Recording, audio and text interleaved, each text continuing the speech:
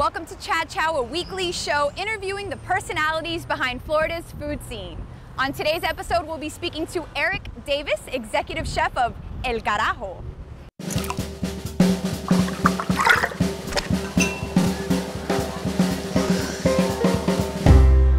We're drinking a Theo Brahma Dogfish Brewery. It's made with a hint of cocoa and ancho chili. All right. We have a Pinot Noir from California, a Jason. It's got a hint of berry and earthy tones. All right. I'm gonna smell this.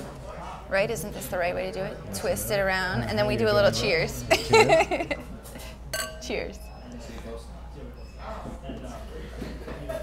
Now, for our Carajo viewers who aren't familiar with El Carajo, tell us the concept behind it and also behind the name. Behind the name. Yeah. Okay, well the concept is to sell a lot of vintages of wine. We have a large selection here. It's actually a major part of our business. The name was derived with the owner and his friend sitting around trying to figure out a name. Okay. And it's hard when you're trying to figure out a name for a restaurant that fits. And after several attempts and lots of names being written down on paper and folded and handed to the next person, the owner kind of got a little frustrated and said, "Oh, El Carajo," which in the Latin language has about 220 meanings. When I call my fish purveyors and I say El Carajo, this is Eric from El Carajo, I actually get laughed at every time. Really? So I don't know if it's a good thing or a bad thing. That's great. Now, what brought you here to El Carajo? What brought me here? Yeah, what brought you here? Were you skeptical at first? I mean, I know when I walked in the doors, I had to be very open-minded to walk into a gas station to eat. So, you know, what's your story? What brought you here? Why'd they bring you in? Actually, when I got the phone call to come here and interview, and I asked where the location was, and they said, the owner's son had said, well, don't be, advised, it's at the BP gas station on the corner of US 1 and 17th Avenue. And I actually got a little, weirded out a little bit. I'm sure. I immediately hung up the phone and got on the internet and started, checking the responses and the critiques on the internet. So. All right. Soon to find out, it's actually one of the best tapas and wine bar in Miami. It's also attached to a very, very good 25-year-old wine business. So our clientele is like next to none. What about events? I hear you guys have events that are going on, like wine tastings or sake tastings. We do several events during the month. We actually do sake tastings.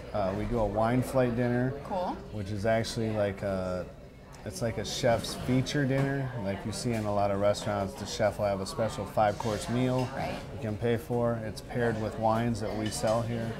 Let's get to the food, since you are the executive chef. So what are some of your favorite menu items? Menu items? Yes.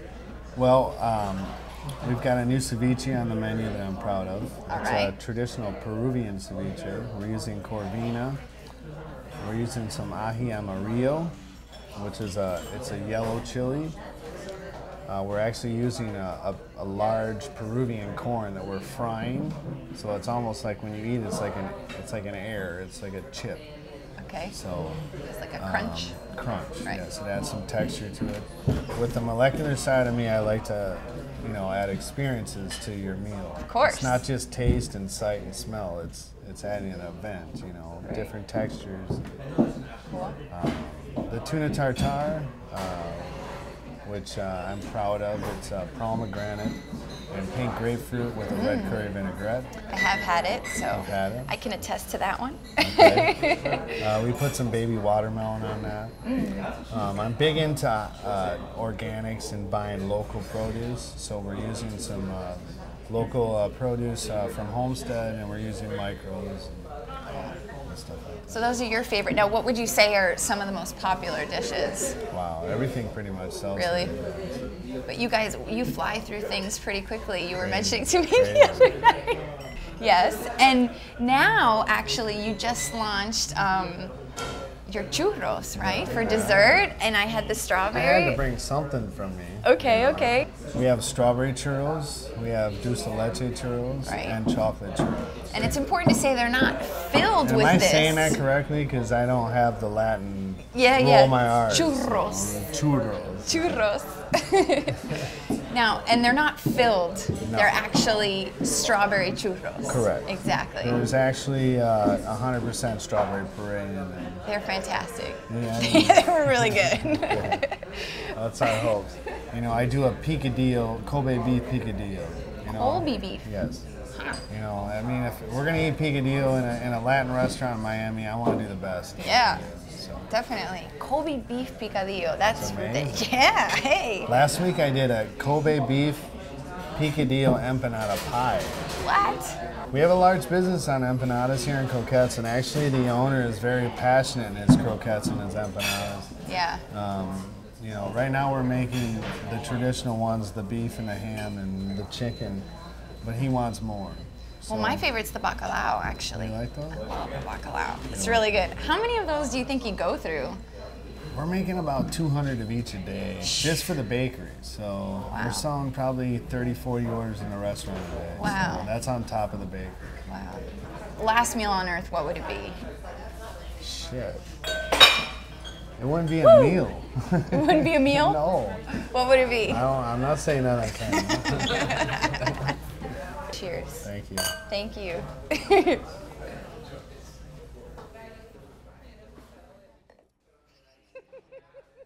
This is gonna be fun.